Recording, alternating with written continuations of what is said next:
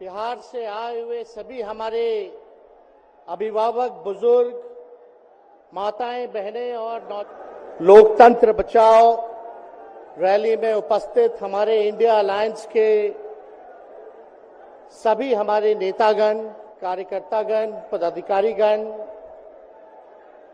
दिल्ली, पंजाब, बिहार से आए हुए सभी हमारे अभिभावक, बुजुर्ग, माताएं, बहनें और नौजवान युवा साथी, आप सबका इस रैली में हम स्वागत करते हैं। आप सब लोगों का अभिनंदन करते हैं। ये दिल्ली की भीड़ बता रही है कि मोदी जी जिस तरह से आंधी की तरह आए थे उसी तरह तूफान की तरह चले जाएंगे। पहला रैली हम लोगों ने पटना में किया, दूसरा बॉम्बे में किया और तीसरा आज जो है दिल्ली में हो रहा है। और मैं बता दूं, देश के कोने कोने में जहां भी हम लोग जा रहे हैं वहां जनता का साथ, आशीर्वाद मिल रहा है। आज हम सब लोग एकजुट हुए हैं देश के लोकतंत्र, देश के संविधान, देश के भाईचारा को बचाने के लिए।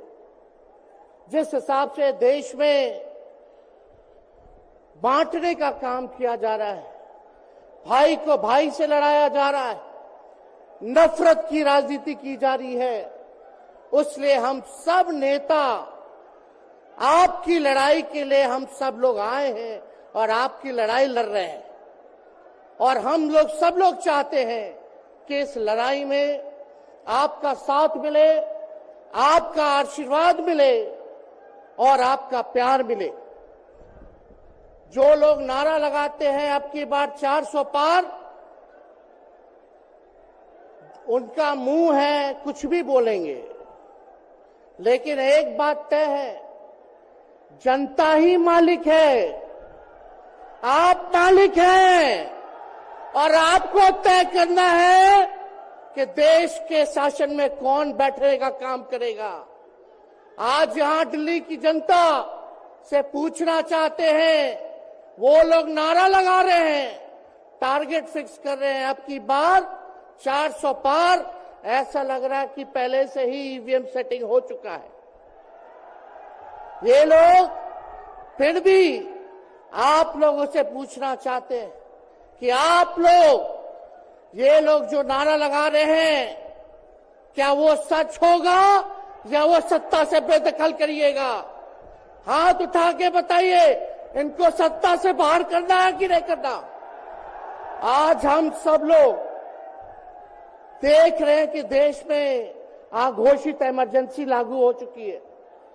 देश में सत्ता में जो लोग बैठे हैं तानाशाह रवैया अपनाने का काम कर रहे हैं, घमंडी हो गए हैं लोग।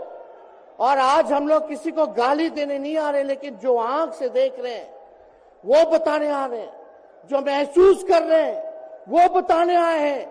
सत्ता में लोग जो बैठे हैं, विपक्ष का धर्म बनता है, कर्तव्य बनता है कि उनसे हम लोग सवाल करें।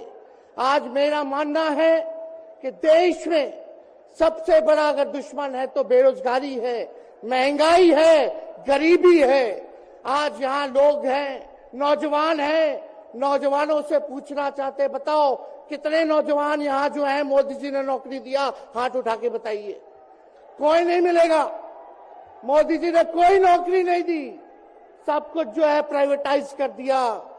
और हम लोगों ने बिहार में जब कांग्रेस लेफ्ट इंडिया अलायंस की सरकार थी, 17 महीने में 5 लाख नौकरी हम लोगों ने देने का काम किया।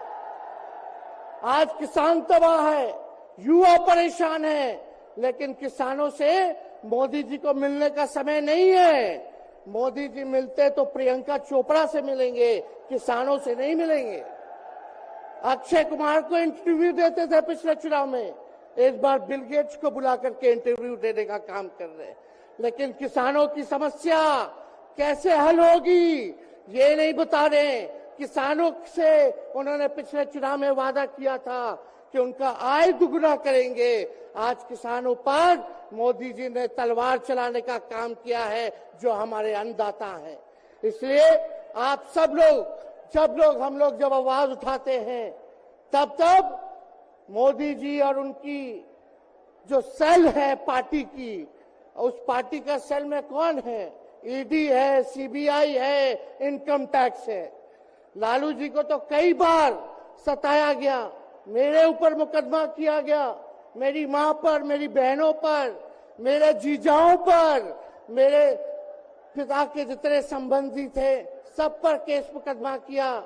अभी बिहार चले जाइए, कई हमारे नेताओं पे छापेमारी चल रही है, कई जगह ईटी का रेड चल रहा है, आईटी का रेड चल रहा है, लेकिन हम लोग घबराने वाले लोग नहीं। आज देश में जिस हिसाब से हेमंत सोरेन जी को और अरविंद केजरीवाल को गिरफ्तार करने का काम इन बीजेपी के लोगों ने किया है, तो उनको हम बता दें कि इनके गीदड़ भपकी से हम लोग डरने वाले नहीं हैं। हम लोग संघर्ष करने वाले लोग हैं, और पिंजरे में तो शेर ही को कैद किया जाता है। सब लोग शेर हैं, आप लोगों ने ताकत दिया है, आपकी लड़ाई हम लोग लड़ रहे हैं। कंस राज आप लोगों ने देखा होगा, जब कंस को किसी से तकलीफ होती थी, डर लगता था, तब जेल में लोगों को बंद कर दिया जाता था। लेकिन जेल जाने से यहाँ कोई डरने वाला नहीं है। कितने लोगों को जेल भेजोगे? लेकिन जब जनता जब जवाब देगी, जब वोट का चोट दीजिएगा, तो मोदी जी हाथ मलने का काम करेंगे, सत्ता से बेदखल हो जाएंगे। इसलिए ये अपनी ताकत को पहचानिएगा। सब लोग चुनाव के समय आप सब लोग पोल कीजिएगा, वोट दीजिएगा, लोगों को भी वोट दिलाने का काम कीजिएगा। बीजेपी के लोग झूठ बोलने वाले लोग हैं। ये लोग यूरिया को भी चीनी बना देते हैं, ये लोग गोबर को भी हलवा दे करके परोस देते हैं, ये लोग आंख फोड़ करके चश्मा दे देंगे और फिर बोलेंगे देखो हमने चश्मा दिया। ये झूठी पार्टी है, इसलिए इन पे विश्वास मत कीजिएगा। मोदी जी कहते हैं कि उनका गारंटी मजबूत गारंटी है, गारंटी की बात करते हैं। हम बोलते हैं मोदी जी की गारंटी वैसे ही गारंटी है जैसे चाइनीज माल होता है, 2-4 बार इस्तेमाल करोगे और वो गारंटी जो है खत्म हो जाता है, टूट जाता है, खराब हो जाता है। तो जब तक चुनाव है तब तक ही मोदी जी की गारंटी है, बाकी कुछ नहीं। 2 करोड़ रोजगार का क्या हुआ, 15-15 लाख रुपए का क्या हुआ, ये जवाब नहीं देने वाले, लेकिन हमेशा जो है प्रोपेगेंडा चलाने का काम करते हैं और लोगों को भटकाने का काम करते हैं। इसलिए आप सब लोगों को सावधान रहना पड़ेगा। इनके झूठ पे आप लोग विश्वास मत कीजिएगा। और हम सब लोगों ने आज तस्वीर देखा, आज तस्वीर क्या देखा कि आज महामहिम राष्ट्रपति जी अडवाणी जी को भारत रत्न देकर के सम्मानित कर रही थी। मोदी जी अडवाणी जी के बगल में बैठे हुए हैं, राष्ट्रपति खड़ा होकर के सम्मानित कर लिए हैं, लेकिन मोदी जी खड़ा भी नहीं हुए, राष्ट्रपति के सम्मान में खड़ा भी नहीं हुए। इससे पहले भी हम लोगों ने तस्वीर देखी कि राष्ट्रपति पीछे पीछे चल रही है, मोदी जी आगे आगे चल रहे हैं। ये हम आप सब लोगों को बताना चाहते हैं कि इनका संविधान पे कोई विश्वास नहीं है। ये लोग नागपुरिया कानून को लागू करना चाहते हैं, आरएसएस के एजेंडे को लागू करना चाहते हैं। इसलिए ज्यादा कुछ ना कहते हुए एक आंकड़ा हम जरूर बताना चाहेंगे। देश में इंटरनेशनल लेबर ऑर्गेनाइजेशन ने सर्वे किया है, उसमें आंकड़े हैं कि आज देश में बेरोजगारों में से 83% युवा है। पढ़े लिखे युवाओं में बेरोजगारी लगभग 65% है। ग्रामीण क्षेत्रों में सिर्फ 17.5% युवाओं के पास ही काम है। यानी भारत की आत्मा गांव में 82% युवा आज बेरोजगार हैं और मोदी जी इसके बारे में कोई काम नहीं किया। आप एक बार विश्वास कीजिएगा, अगर इंडिया सरकार की अलायंस की सरकार बनती है तो नौजवानों को हम लोग नौकरी देने का काम करेंगे, बेरोजगारी को दूर करेंगे। और जाते जाते बहुत सारे नेताओं को बोलना है, लेकिन एक अंत हम करेंगे एक गाने के साथ। और आप लोगों ने गोविंदा का फिल्म का एक गाना सुना होगा कि तुम तो धोखेबाज हो, वादा करके भूल जाते हो। रोज रोज मोदी जी तुम ऐसा करोगे, रोज रोज मोदी जी तुम ऐसा करोगे, जनता जो रूठ गई तो हाथ मलोगे। अरे तुम तो धोखेबाज हो, वादा करके भाग जाते हो।